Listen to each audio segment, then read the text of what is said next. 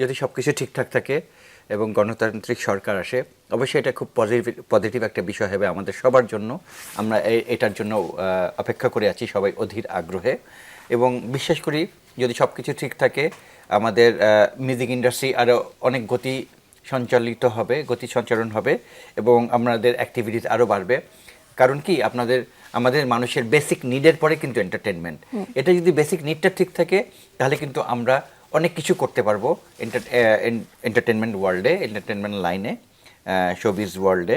তো এটা খুব ইম্পর্ট্যান্ট এবং বিশ্বাস করি যেন সব কিছু ঠিকঠাক থাকে এবং আমরা শিল্পী সমাজ যেন সুন্দরভাবে দেশের জন্য, আমাদের সবার জন্য কাজ করতে পারি। পলাশ ভাই কি বলতে চাচ্ছেন এ ব্যাপারে? আমি খুবই পজিটিভ এই বিষয়টাতে। যে সরকারি আসুক না কেন, আমাদের ব্যান্ড মিউজিক ফ্র্যাটার্নিটিতে যেরকম এক্সপ্যান্ড করেছে, এটা একটা জ্বালামুখীর মতন আসলে। এটাকে এভাবে হাতে বা কোনোভাবে মাফুল করা সম্ভব না, এটাকে সম্ভব না আসলে। এবং আমরা কিন্তু যেমন ক্রিকেট যেরকম একটা সম্পদ আমাদের একটা অ্যাসেটের মতো, আমরা এটা ওয়ার্ল্ড রিপ্রেজেন্ট করতে পারি।